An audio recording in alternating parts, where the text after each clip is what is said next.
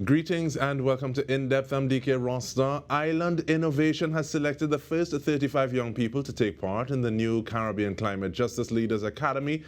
To find out more about it, we are joined by Program Manager Stacey Alvarez de la Campa.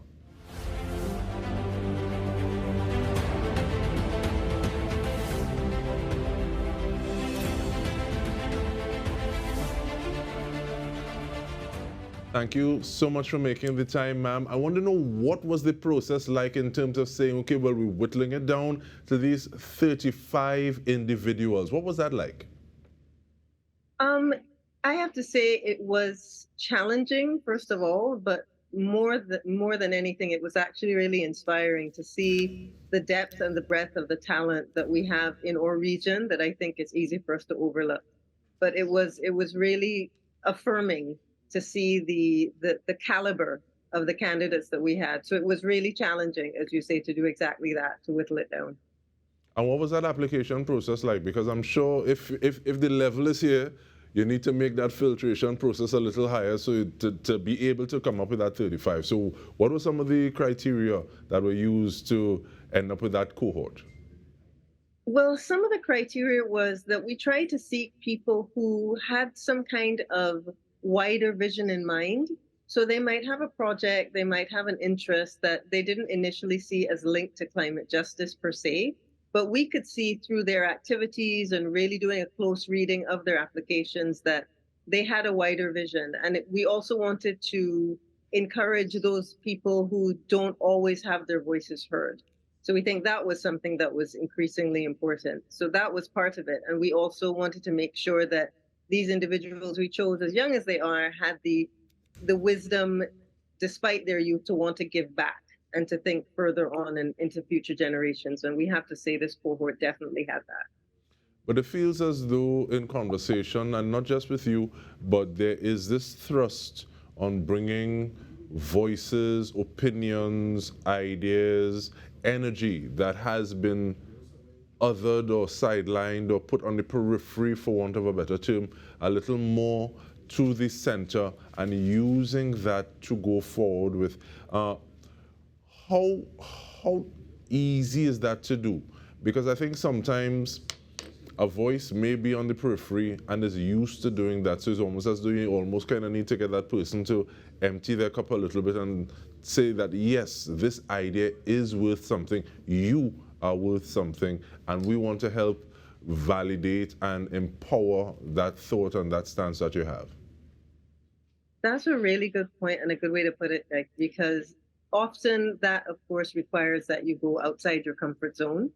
And we're very aware that those candidates that we chose had to be ready to, as you say, see themselves in a different light. Maybe they didn't always see themselves as leaders. They had that self-confidence, but it's more than that confidence. It's the self-assurance and the willingness to take that risk and share your vision with others, be open to constructive critique about that vision, and be ready to push forward. And as I said, come outside your comfort zone.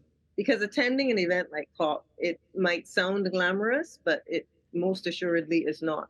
It takes a lot of resilience, a lot of physical and intellectual resilience to be ready to take it all on board, to be ready to filter all of the information that you need, and to be ready to say you're going to kind of incorporate this into the fabric of who you are so that you can impart it when you come home, because that's what we really want. We wanted to see that. So that is a good point you make. It was not always easy.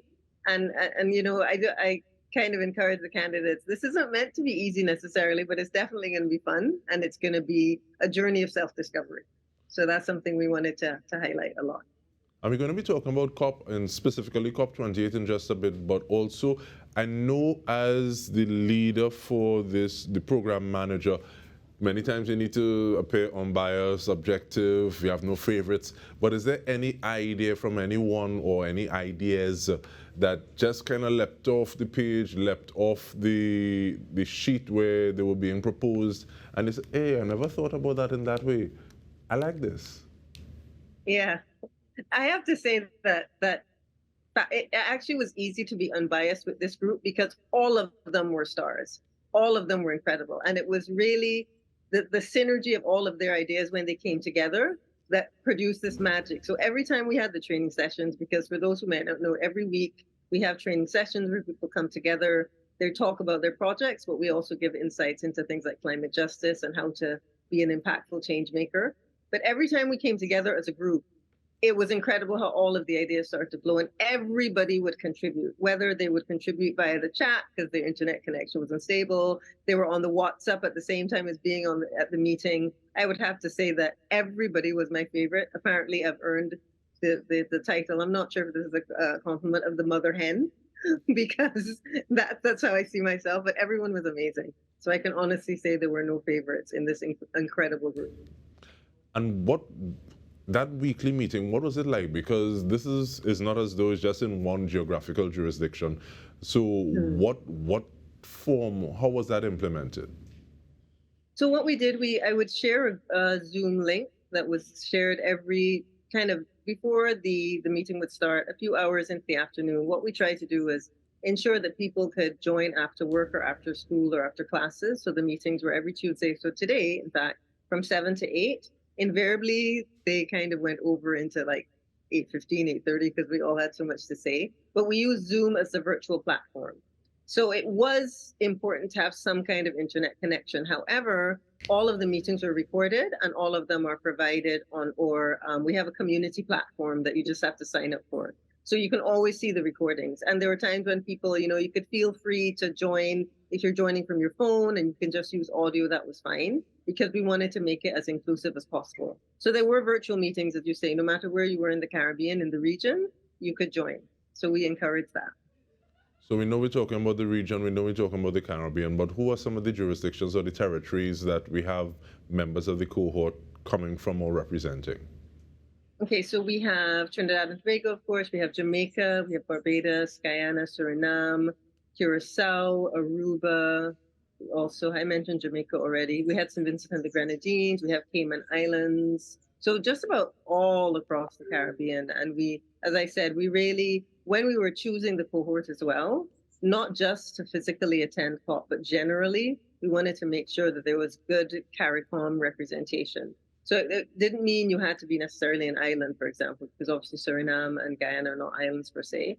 But we looked at, CARICOM member states, and we also looked at what would be a good synergy and who are the islands that don't necessarily always interact, because we have some islands that are predominantly English speaking, and they don't always get to be in the same kind of virtual space as other territories. And that's something that I will say the participants said they really enjoyed. We had lots of participants. I remember one participant from Barbados was saying they've never had the chance to really interact and get to know members from, say, Curacao, from Suriname, from Guyana. So that was a really good energy to feel. And I'm really glad that you make that point just before we take the break, because I remember someone saying in times gone by, it felt as though the waters of the Caribbean connected us. Now sometimes it feels as though it can be dividing us. So hopefully this is one of the initiatives that helps take us back to that space where we realize that we are stronger together. But we take a short break. We will return with more. We're speaking with Program Manager of the Climate Justice Leaders Academy, Ms. Stacey Alvarez de la Campa. Stay with us. We'll return with more.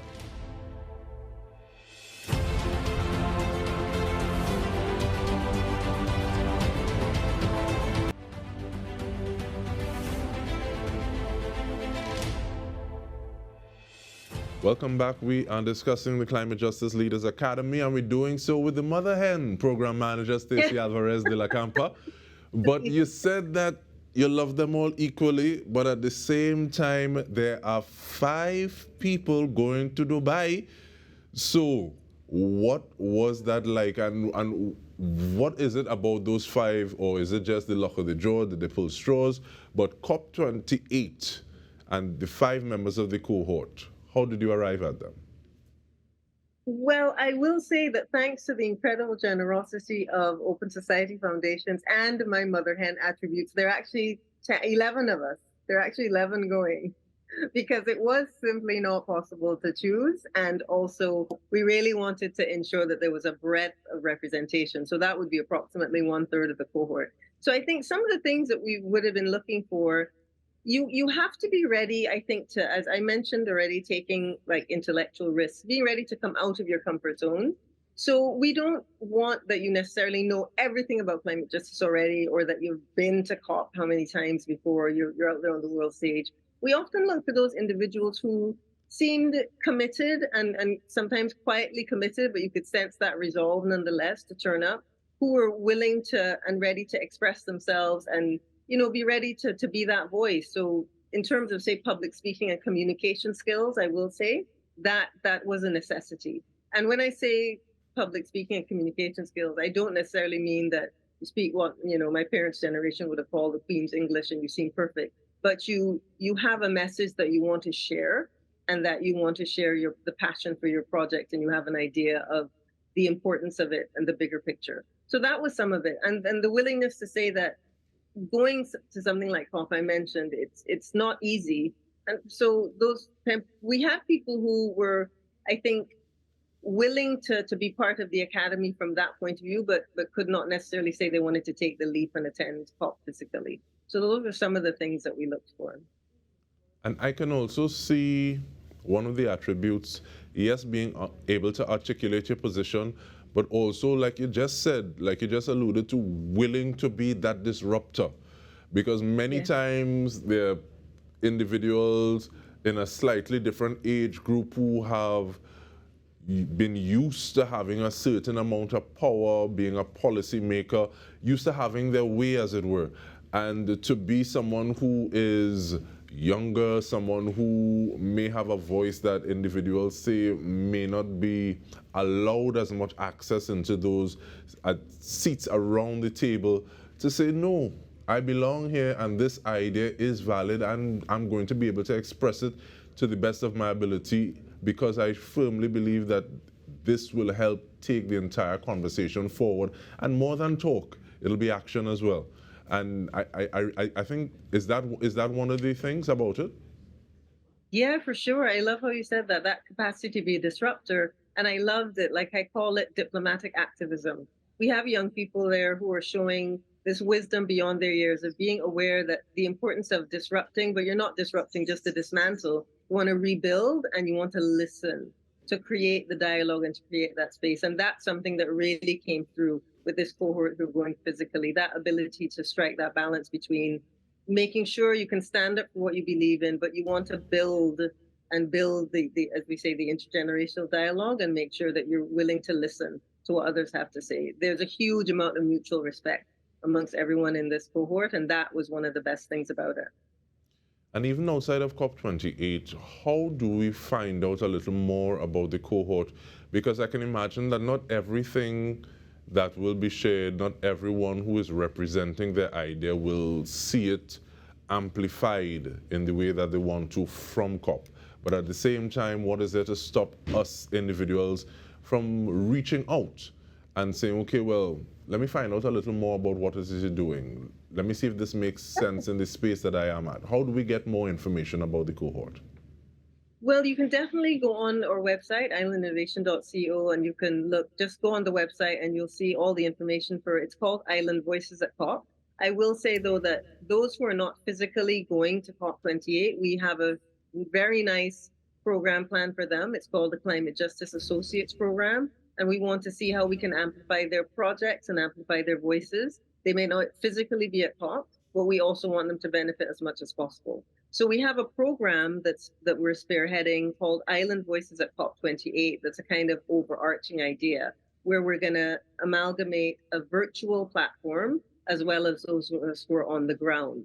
And we have a pavilion, an on-site event called the Island of Hope. Okay, that's one of the things we have that's going to be there on the ground, where we will be sharing all of the issues and all of the challenges that I call us, large ocean island states have to deal with. But for those who are not physically there, you can also tune in. You can sign up for updates for our Island Voices at COP28 by going to our website. And that's where you'll learn also some more about the Caribbean Climate Justice Leaders Academy. If you'd like to apply for next year, you can also see more information there. Thank you so much for that. And see me writing along, scribbling furiously. And also, I think it started on the 25th of July. How much longer is there in the program for this cohort?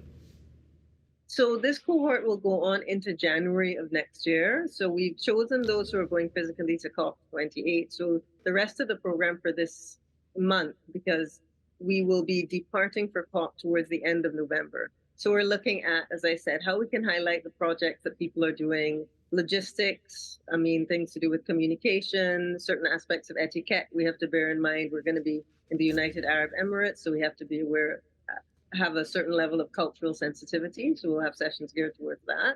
But everything will begin to wrap up in January of next year. And we'll look to begin to put the word out to have the other cohort. But one thing that this present cohort will also sign up for, they have the opportunity to mentor those who are coming in so that we can kind of keep building on their awareness of and their leadership skills as climate justice aficionados. And I'm glad you're talking about that, because sometimes it feels as though there's a cohort that it goes through a program, finishes, and then you just set them free. And they're not able to kind of necessarily build on that. And I also wanted to ask about, is it as though you have that 1/3 different from the other 2/3, treating them differently, teaching that cultural sensitivity, or is that part and parcel of what everyone is getting in these sessions as it builds towards COP28? Everyone is getting in the session, because I wanted to make sure that we all recognize that we can all benefit from this. And even though, for example, some members of the cohort may not have gotten the funding through Open Society Foundations and Island Innovation per se, but some of them are activists in their own right, and they have managed to get through. And we've said, great, please join us. You'll be coming, we'll be in the same space. To me, once you're a Climate Justice Academy leader, always a Climate Justice Academy leader. We always want to feel that sense of connection with each other. So this is something that I want everyone to benefit from, and know that there is that sense of equity in terms of us wanting to make sure we all progress. Caribbean Climate Justice Leader Academy Program Manager Stacey Alvarez de la Campa, thank you very much for the work that you're doing and you're going to continue doing. This has been In Depth with me, Dike Rostant. On behalf of the entire news team, thank you so much for joining us.